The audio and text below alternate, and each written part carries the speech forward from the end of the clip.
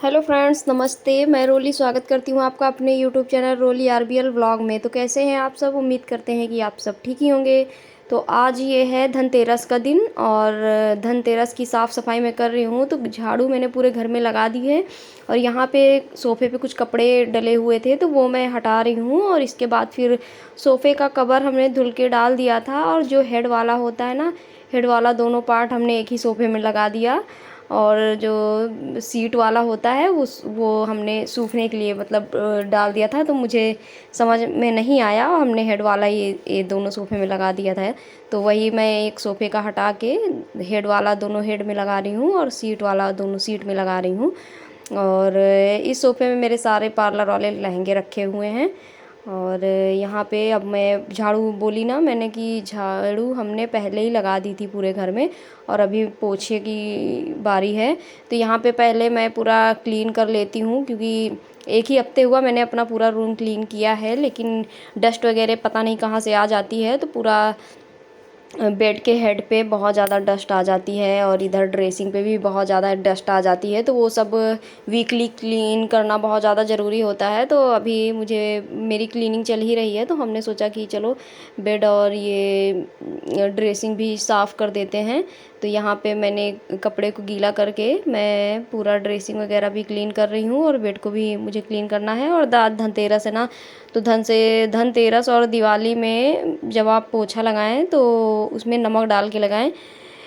ये 2 दिन पोछा लगाने के पानी में नमक डालना बहुत ज़रूरी होता है क्योंकि जितनी भी निगेटिविटी होती है, घर की नकारात्मक ऊर्जा होती है, वो नमक मिक्स पोछा लगाने से दूर हो जाती है। इस वजह से दिवाली या धनतेरस में नमक मिक्स पानी से पोछा ज़रूर लगाएं। तो यहाँ पे फर्नीचर भी हम क्लीन कर रहे हैं, यानी कि सोफ़े के जो हैंडल्स वगैरह होते हैं वहाँ पे भी काफ़ी ज़्यादा धूल जम जाती है, तो उसे भी हमने क्लीन कर लिया है। और इसके बाद फिर यहाँ पे भी तखत जो रखा हुआ है ना, उस पे भी हम पोछा लगा देंगे क्योंकि अभी हमें पूजा भी वहाँ पे करनी है।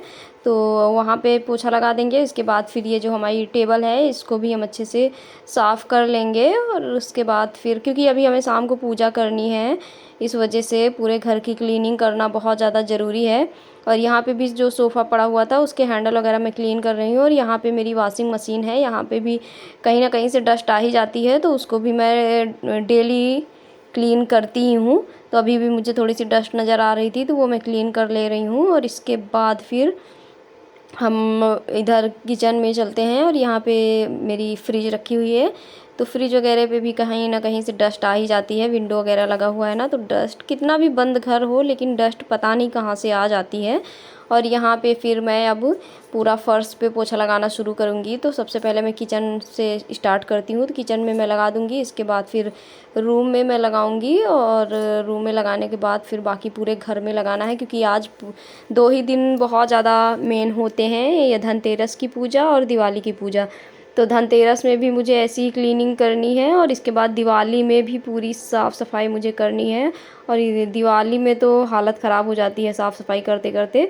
तो एक रूम का पोछा हमारा लग गया है, अभी ये पूरा गैलरी का भी पोछा लगा लेंगे क्योंकि लक्ष्मी माता के आगमन का तो मेन रास्ता यही है ना। और ये रास्ता क्लीन ना हो तो फिर क्या पता लक्ष्मी माता वापस ही चली जाएं, क्योंकि ऐसी मान्यता है कि दिवाली और धनतेरस में लक्ष्मी जी सब जिसके घर में साफ़ सफाई देखती हैं उसके घर में भ्रमण करने ज़रूर आती हैं।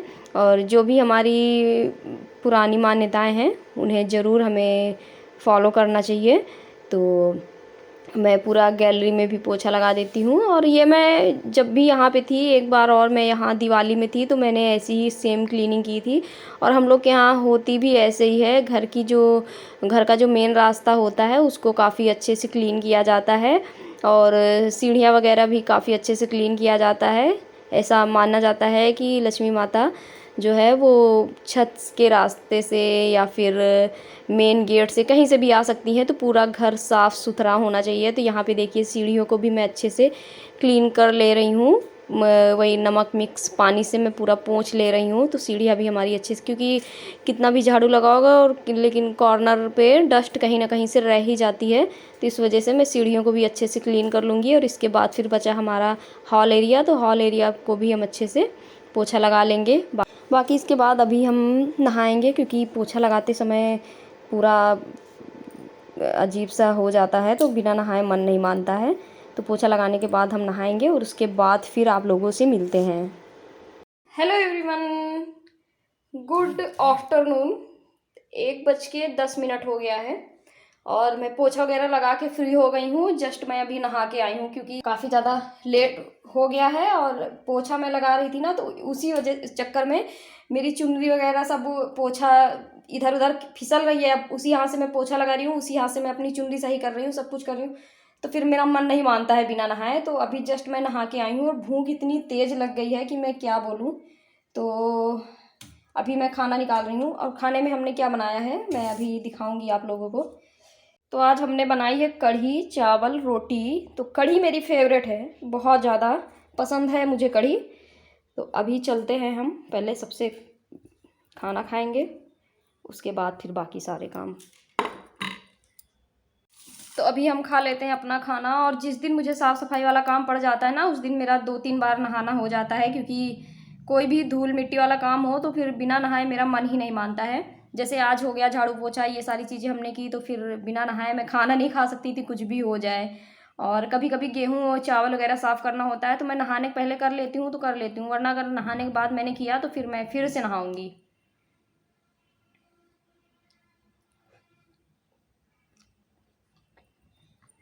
आज की मेरी कढ़ी बहुत टेस्टी बनी है, दिल खुश हो गया मेरा। चलिए ठीक है, हम आराम से खा लेते हैं स्वाद लेके और उसके बाद आप लोगों से मिलते हैं। उसके बाद मैं रेस्ट करूँगी और शाम को मुझे धनतेरस की पूजा भी करनी है, तो मैं शाम को ही मिलूँगी आप लोगों से।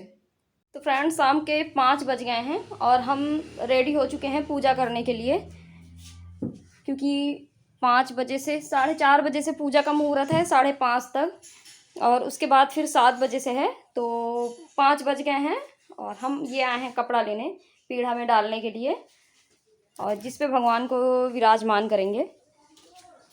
और फटाफट से चलते हैं, पूजा करते हैं। तो यहाँ पे पूजा की हमने सारी तैयारी कर ली है और ये तैयारी हमारी 4 बजे से ही चल रही है।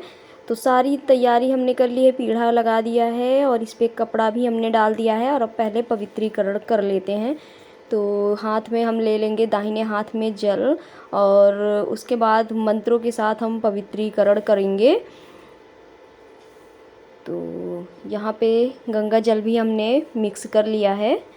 इसके बाद ओम अपवित्र पवित्रो वा सर्वास्थम गतोपि वा यह स्मरेत पुंडरीकाक्षा सभ्य भांतरा सुशिवम पुनात् पुंडरीकाक्षा पुनात् पुंडरीकाक्षा पुनात्। ओम केशवाय नमः, ओम माधवाय नमः, ओम नारायणाय नमः।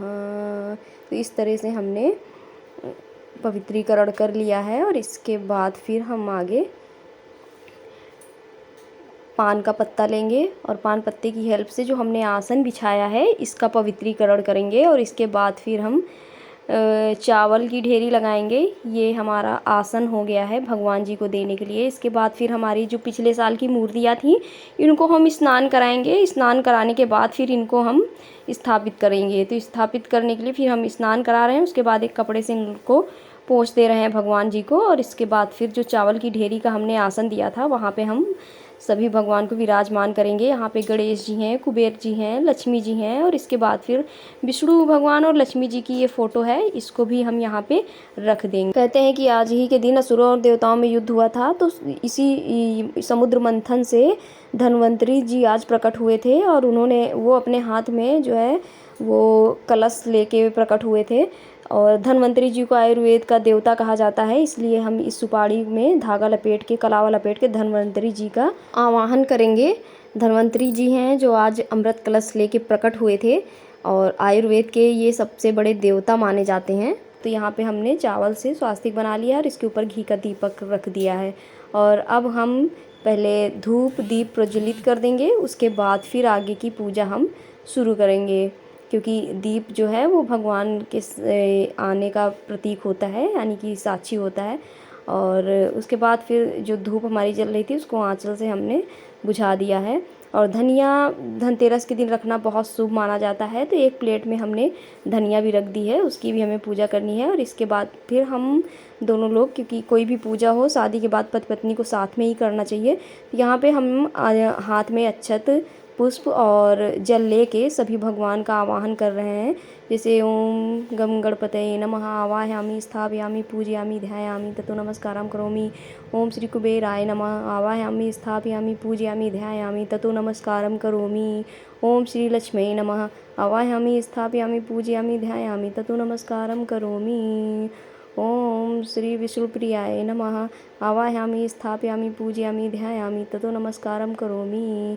ओम सरस्वत्यै नमः आवाहयामि स्थापयामि पूजयामि ध्यायामि ततो नमस्कारं करोमि। ओम श्री धन्वन्तरे नमः आवाहयामि स्थापयामि पूजयामि ध्यायामि ततो नमस्कारं करोमि। इस तरीके से हम सभी देवी देवताओं का आवाहन करेंगे। आवाहन करने के बाद सभी को हम जल समर्पित करेंगे। तो यहाँ पे हमने तांबूल पत्र लिया है, उसकी हेल्प से हम सभी देवी देवताओं को स्नान कराएंगे और हमारे स्नान कराने के बाद फिर हस्बैंड स्नान कराएंगे। तो ओम सर्वदेवताभ्यो नमः स्नानं समर्पयामि। और इसके बाद फिर सभी देवी देवताओं को हम हल्दी और कुमकुम लगा के उनका तिलक करेंगे। ओम चंदनस्य महत्पुण्यं पवित्रं पापनाशिने आपदाहरिते नित्यं लक्ष्मी तिष्ठति सर्वदा लक्ष्मी तिष्ठति सर्वदा।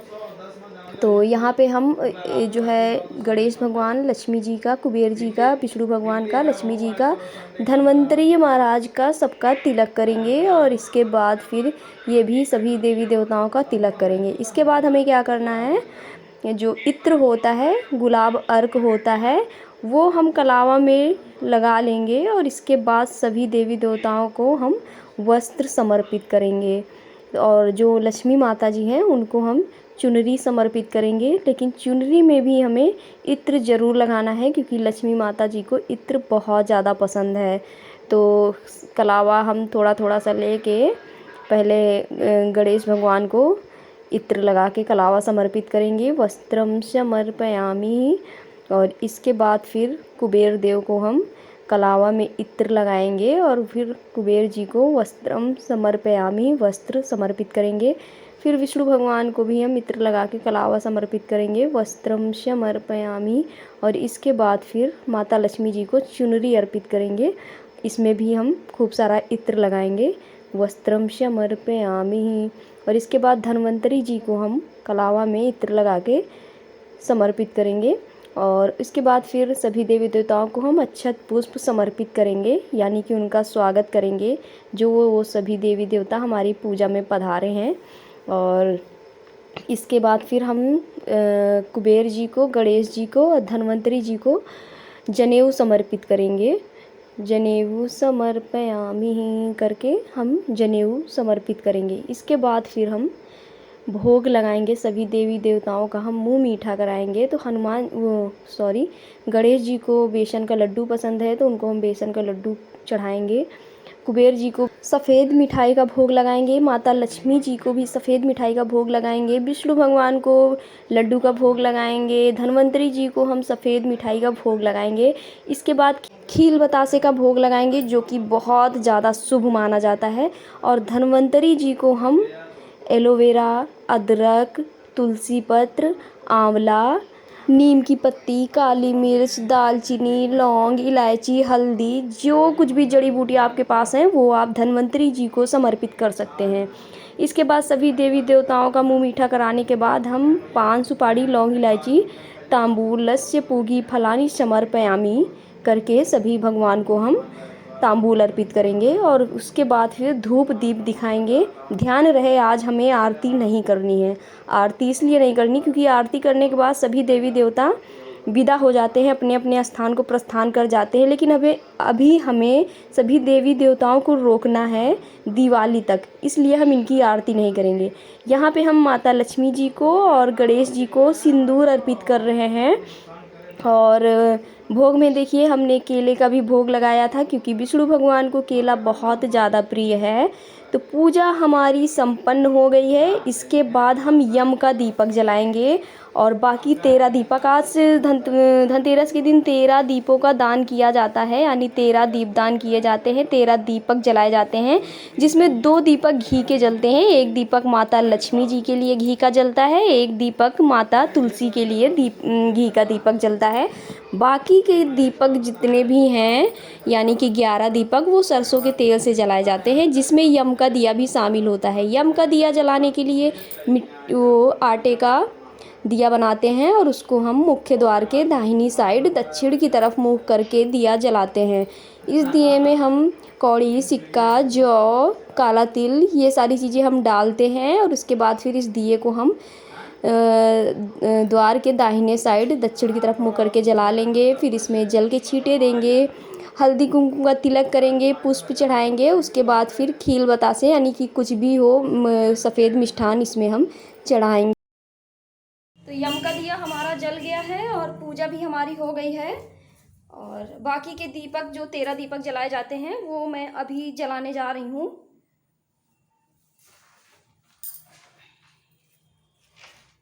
धनतेरस से लेके दिवाली तक यम का दिया जलाया जाता है। यम का दिया इसलिए जलाया जाता है कि हमारे परिवार में कभी किसी की अकाल मृत्यु ना हो, मतलब जो अकाल मृत्यु होती है वो ना हो, इसलिए यम का दिया धनतेरस से लेके दिवाली तक जलाया जाता है। कुछ लोग भाई दूज और गोवर्धन पूजा तक भी जलाते हैं, लेकिन मैं दिवाली तक ही जलाती हूँ।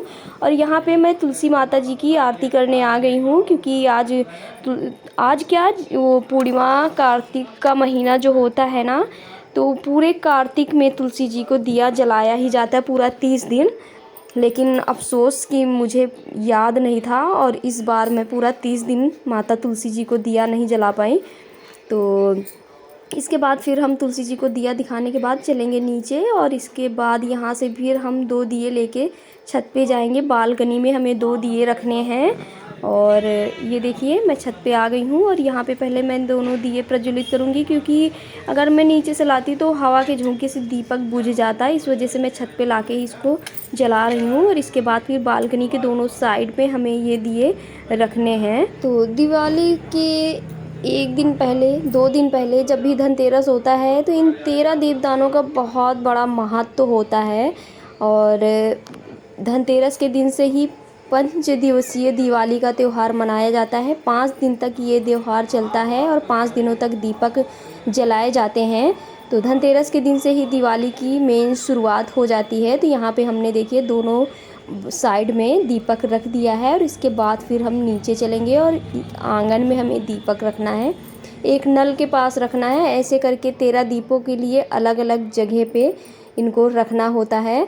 तो ये दीपक हमने जला लिया है और अभी हम इसको ले जाके आंगन में रख देंगे। ये व्लॉग हम काफ़ी पहले ही अपलोड करना चाहते थे, लेकिन टाइम नहीं मिला। टाइम के शॉर्टेज की वजह से थोड़ा सा लेट ये व्लॉग जा रहा है, इसके लिए सॉरी।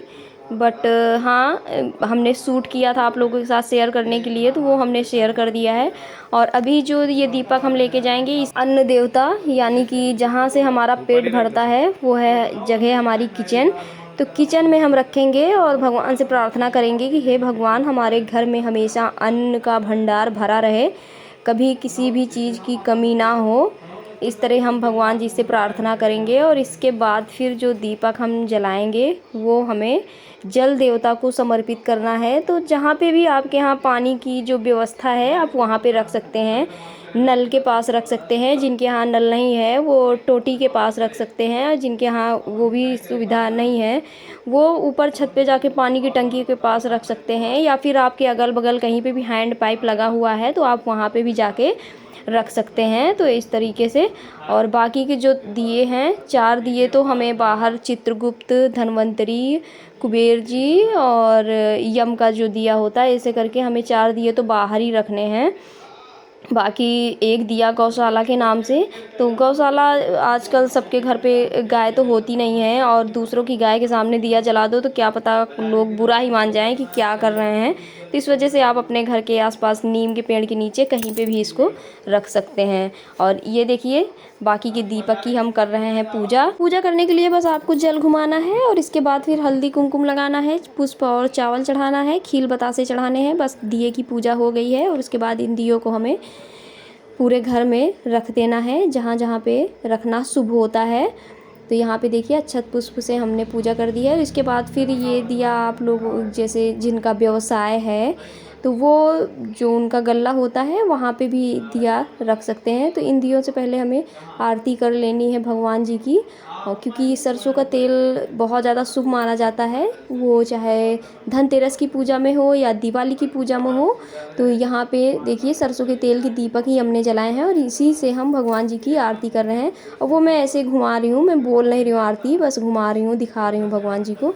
तो ये देखिए यहाँ पे हम जल देवता को दीपक रख रहे हैं और इसके बाद फिर भगवान से प्रार्थना करेंगे कि हमारे घर में कभी जल की कमी ना हो, कभी कोई सूखा पड़ जाता है, हैंड पाइप से पानी नहीं निकलता है, तो हम जल देवता से प्रार्थना करेंगे कि आप हमेशा हमारे घर में विद्यमान रहना। और जल देवता को हम दिया समर्पित करने के बाद फिर जहाँ पे आपका व्यवसाय, किसी भी, अगर आपके घर में कोई व्यवसाय है, कोई दुकान है, कुछ भी है, तो एक दिया आपको वहाँ पे रखना है। तो दिया रखने से पहले आप लोगों को चावल का आसन देना है। तो ये देखिए हमने चावल का आसन दे दिया है माँ लक्ष्मी को, क्योंकि माँ लक्ष्मी को सफ़ेद चीज़ें भी बहुत ज़्यादा प्रिय हैं। तो उनके लिए हम यहाँ पे चावल का आसन देंगे और इसके बाद फिर जो है दिया रख देंगे यहाँ पे, और भगवान जी से प्रार्थना करेंगे कि हमारा व्यवसाय खूब आगे बढ़े, खूब फले फूले। इसी प्रार्थना के साथ हम दिया यहाँ पे रख देंगे। और इसको आप दिखा भी सकते हैं, अपना गला खोल के आप पहले दिया वहाँ दिखा दीजिए और उसके बाद फिर आप दिए को एक जगह पे रख दीजिए और भगवान से प्रार्थना करिए कि भगवान हमारे बिजनेस में खूब बढ़ोतरी करें और खूब तरक्की दें। ऐसी प्रार्थना आप भगवान जी से, माँ लक्ष्मी जी से कर सकते हैं। और इसके बाद फिर चलेंगे हम दूसरा दिया जलाएंगे। और दूसरा दिया कहाँ पे रखना है वो मैं दिखाती हूँ। चित्रगुप्त जी के नाम से, धन्वंतरी जी के नाम से, पितरों के नाम से, ये सारे दिए हमें बाहर रखने हैं, मेन गेट पे रखने हैं। तो यहाँ पे ये देखिए 4 दिए यहाँ पे हम रखेंगे भगवान के नाम का। और बाकी हमने सभी देवी देवताओं के नाम बता ही दिया आपको कि इन सब के नाम के दिए रखने। एक दिया होता है गौशाला के नाम का। तो गौशाला, हम लोग के यहाँ कोई गाय तो नहीं है, लेकिन हाँ गौशाला के नाम का दिया आप नीम के पेड़ के पास भी रख सकते हैं। तो यहाँ पे हम तो जा नहीं सकते हैं बाहर, तो हस्बैंड हमारे नीम के पेड़ के नीचे पे दिया रख रहे हैं। और इसके बाद फिर सारे दिए हमने रख दिए हैं। धनतेरस के दिन सभी लोग कुछ ना कुछ सामान खरीदते हैं। तो यहाँ पे हमने ये पात्र लिया है और इसकी भी पूजा धनतेरस के दिन करनी होती है। तो यहाँ पे हम ओम और स्वास्तिक बनाएंगे। इसके बाद हल्दी कुमकुम से ही ये बना रहे हैं, तो अब हल्दी कुमकुम लगाने की ज़रूरत नहीं है, बस इसमें हम आरती दिखाएंगे, सभी देवी देवताओं से स्पर्श करा देंगे। और इसके बाद फिर इसमें हम अक्षत पुष्प जल समर्पित करेंगे और थोड़ी सी खील बतासे इसमें हम डाल देंगे। और हो गई हमारी बर्तन की भी पूजा। इस बर्तन का यूज हम दिवाली के दिन करेंगे। अभी होने जा रहा है सुंदरकांड का पाठ। उपधरि बचन सुहाय सुनत विभीषण जाय कि तुम हरिदासन मह कोई मोरे हृदय प्रीति अति होई कि तुम राम दीन अनुरागी आयहु मोहि करन बड़भागी तब हनुमंत कही सब राम कथा निज नाम सुनत जुगल तन पुलक मन। तो फ्रेंड्स धनतेरस की पूजा हमारी हो गई है और अभी पूजा करके हम फ्री हो गए हैं और दीपक वगैरह भी हमने जला दिए हैं। अभी चल रहा है चाय बनाने और इनका सुंदरकांड का पाठ हो रहा है। तो जब इनका सुंदरकांड का पाठ हो जाएगा तभी हम चाय बनाएंगे। तो ब्लॉग सुबह से चल रहा है, तो हो सकता है ब्लॉग हमारा काफ़ी ज़्यादा लंबा हो गया हो। तो ठीक है फ्रेंड्स, हम करते हैं अपने ब्लॉग का एंड और आप लोगों से मिलते हैं दिवाली के दिन। और आप लोगों को दिवाली की ढेरों शुभकामनाएं। दिवाली की क्या, आज धनतेरस है, तो आप लोगों को धनतेरस की ढेरों शुभकामनाएं। दिवाली की शुभकामनाएं आप लोगों को दिवाली वाले ब्लॉग में देंगे। तो ठीक है फ्रेंड्स, मिलते हैं नेक्स्ट वीडियो में, तब तक के लिए बाय बाय, टेक केयर।